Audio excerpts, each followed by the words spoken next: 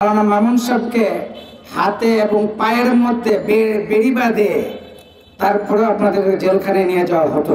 যারা ছাত্ররা যারা আন্দোলন করেছেন তাদের দৃষ্টি আকর্ষণ করব, আপনাদের মধ্যেও অনেক বৈষম্য দেখা যাচ্ছে। এগুলোকে ছেড়ে দেন, এগুলো ছেড়ে দেন। ভাইয়েরা যারা আসছেন সকলকে আমার পক্ষ থেকে মোবারকবাদ এবং ধন্যবাদ জানাই। আমি অত্যন্ত অসুস্থ, কথা বলার মতন পরিবেশ এবং শক্তি কোনোটাই আমার মধ্যে নেই। তারপরেও আমি জুমা শেষ করে আসছি শুধু আপনাদের সাথে সামিল হওয়ার জন্য। আমি একটা কথাই আপনাদেরকে বলব, আমরা যখন জেলে ছিলাম আমাদের সাথে যে আচরণগুলো করা হয়েছে এই বিষয়গুলো আমাদের সম্মানিত প্রশাসক যারা আছেন তারা কিন্তু জানেন।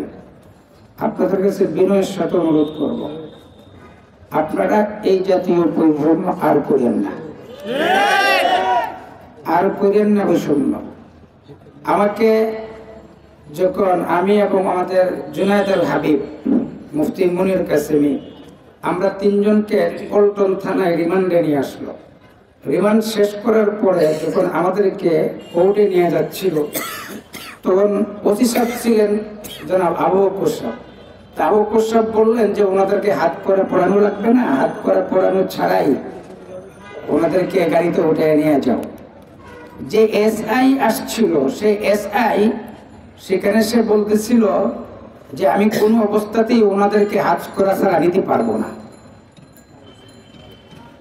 আমাদেরকে বাধ্য হয়ে তখন হাত করার পরে কোর্টে নেওয়া হলো। আমাদের মামুন সাহেবকে হাতে এবং পায়ের মধ্যে বেড়ি বাঁধে তারপরে আপনাদের জেলখানায় নিয়ে যাওয়া হতো। তো এখন যারা জেলে আছে ইনুমিনু যারা আছে এদেরকে আপনার হাতের মধ্যেও কিছু নাই কেন? এটা কি আপনারা দেখেন না? আপনাদের কি চোখ নাই? চোখ কোথায় গেছে? কেন এখানে এইগুলো হবে কেন? আমরা কি বেশি আসছি নাকি এই দেশে? আমরা কি এই দেশে গজ্জাবে নাকি? ওরাও এই দেশের সন্তান, আমরাও এই দেশের সন্তান। আর যারা ছাত্ররা যারা আন্দোলন করেছেন তাদের দৃষ্টি আকর্ষণ করব, আপনাদের মধ্যেও অনেক বৈষম্য দেখা যাচ্ছে। এগুলোকে ছেড়ে দেন, এগুলো ছেড়ে দেন। আন্দোলন আপনারাও করেছেন, আমরাও করেছি।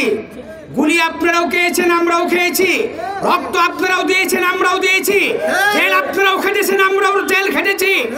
সুতরাং আপনাদের অবস্থান একরকম, আমাদের অবস্থান আরেক রকম, সেটা হতে পারে না।